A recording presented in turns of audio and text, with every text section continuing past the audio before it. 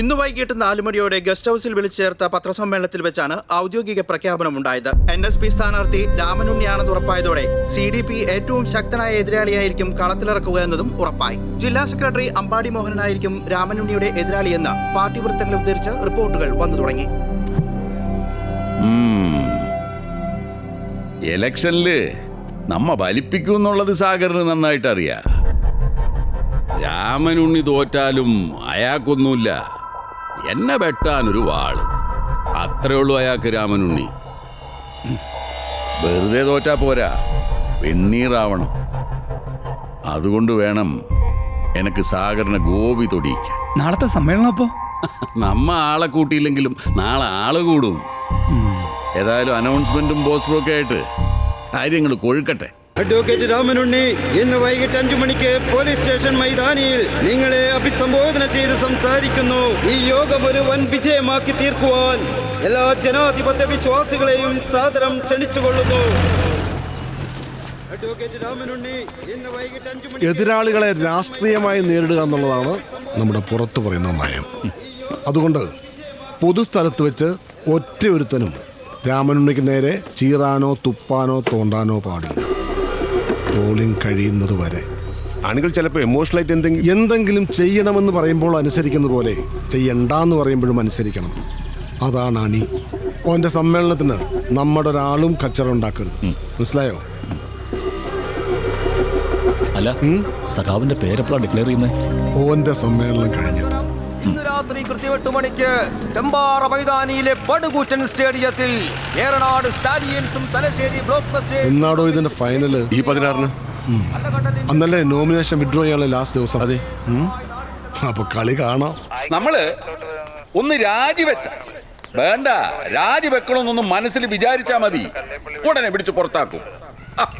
അതാണല്ലോ ഈ CDPന്റെ രീതി. നിങ്ങൾക്കറിയാല, ഇപ്പൊ തന്നെ സ്വന്തം MLA സ്ഥാനം പോലും പോട്ടെ പുല്ലെന്ന് പറഞ്ഞിട്ട് വലിച്ചെറിഞ്ഞ് കളഞ്ഞിറങ്ങിപ്പോന്ന ആളാണ് ഈ രാമനുണ്ണി. എന്താ കാര്യം? CDPന്റെ വികലമായ രാഷ്ട്രീയ നയങ്ങൾ സഹിക്കാൻ വയ്യാത്തോണ്ടാ. അതുകൊണ്ടാണ് ഞങ്ങൾ പറയുന്നത്, ആ ധീരത, ആ ആദർശശുദ്ധി, അതാണ് രാമനുണ്ണിയെ NSPക്ക് സ്വീകാര്യനാക്കിയ. ഞാനിപ്പോ എന്തിനൊക്കെ കൂടുതൽ പറയുന്നത്? ഇനി രാമനുണ്ണി നിങ്ങളോട് സംസാരിക്കും.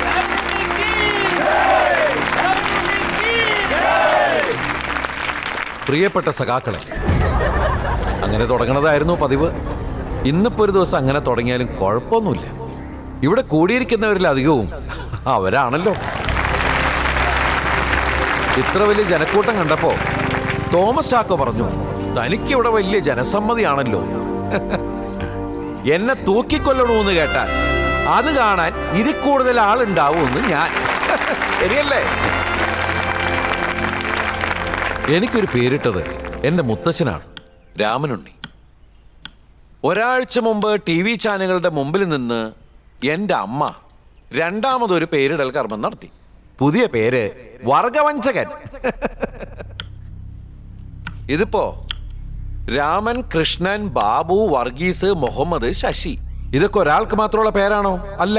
വർഗവഞ്ചകൻ എന്ന പേര് ഇതിനു മുമ്പും പാർട്ടിക്കാർ ഒരുപാട് പേർക്ക് ചാർത്തി കൊടുത്തിട്ടുണ്ട്. ഇന്നിപ്പോ രാത്രി ഞാൻ വീട്ടിലെത്തുമ്പോ അമ്മ വിളിക്കും, മോനെ വർഗവഞ്ചക, കഞ്ഞികാലായി വന്ന് കുടിക്കാന്ന്.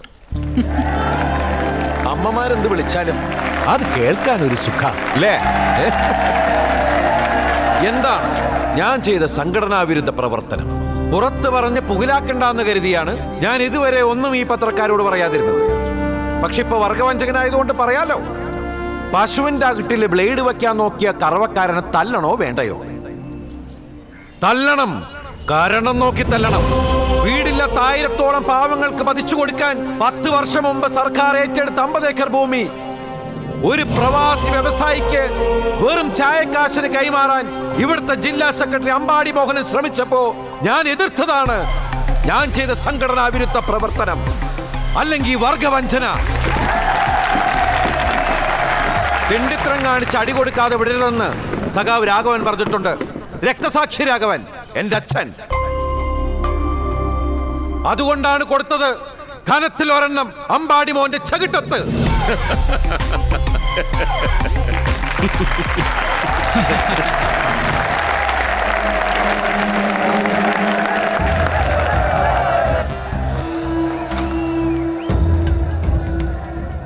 മാക്സിമം സഹാക്കളെ കൂട്ടണം. പ്രകടനം ഇവിടുന്ന് പുറപ്പെടേണ്ടത്.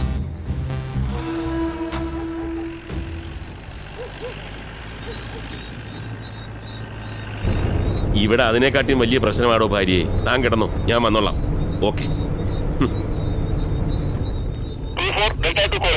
CDP ആയിക്കര ഏരിയ കമ്മിറ്റി ഓഫീസിൽ 500 പേർ ഒത്തുചേർന്നിട്ടുണ്ട്. പർപ്പസ് എന്താണെന്ന് വ്യക്തമല്ല.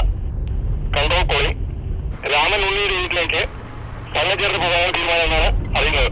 നമ്മുടെ വീടിന്റെ മുമ്പിൽ പാർട്ടിക്കാരുണ്ടാവില്ലേ? പിന്നെ കുറച്ചു പേരുണ്ടാവും. ഈ പാനു സാർ വിചാരിക്കാതെ ഒരുപാട് പേരെ കിട്ടില്ല. പോലീസ് പുറകിലുണ്ടല്ലോ.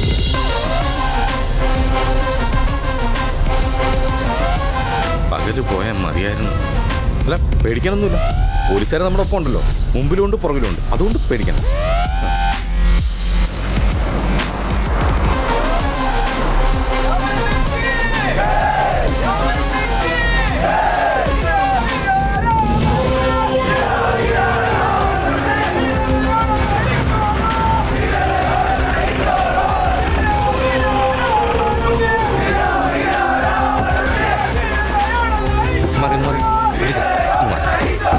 നിക്ക്. ഒരു CDP ഏരിയ കമ്മിറ്റി മെമ്പറുടെ വീടല്ലേ? ആദ്യം ഞങ്ങൾ കയറി ഒന്ന് നോക്കട്ടെ, എന്നിട്ട് മതി. പ്രൊട്ടക്ഷനൊക്കെ പുറത്ത് മതി. അകത്തായാലും പുറത്തായാലും പ്രൊട്ടക്ഷൻ ഞങ്ങളുടെ ജോലിയല്ലേ. സോറി. അമ്മയുടെ അകട്ടിൽ പ്രൊട്ടക്ഷൻ കൊടുക്കാൻ ഒരൊറ്റ ഒരുത്തൻ ഈ പടി ചവിട്ടി പോരുത്. കേറുകട.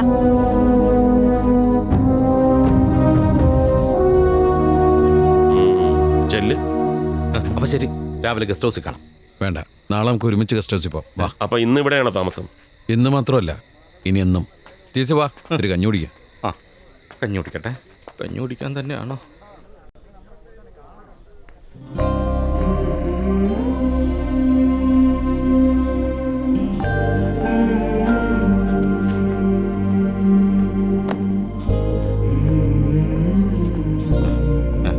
നമസ്കാരം.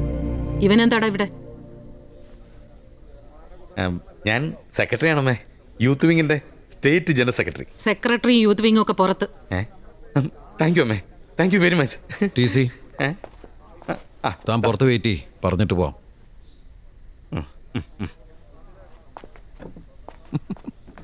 സഖാവേ. എന്നാ വേണ്ട, നല്ല വിശപ്പുണ്ട്. ദാ എടുത്തു വെച്ചിട്ടുണ്ട്.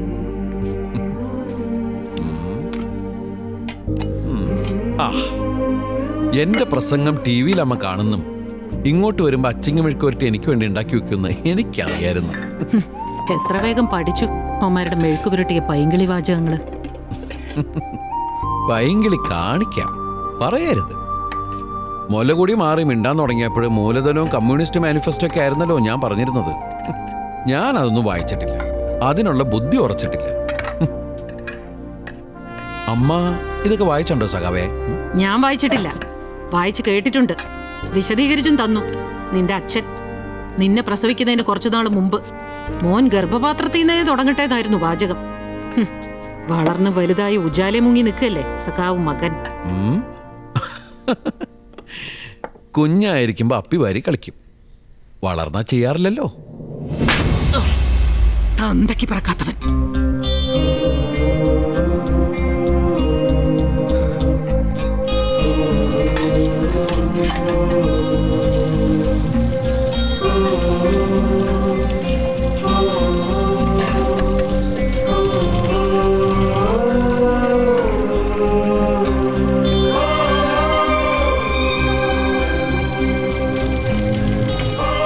ഈ വാചകം അമ്മ മാറ്റി പറയുന്ന ദിവസം ഇങ്ങോട്ട് വേണ്ട, അങ്ങോട്ട് പറയും ഞാൻ. ഒരു ലാൽ സലാം.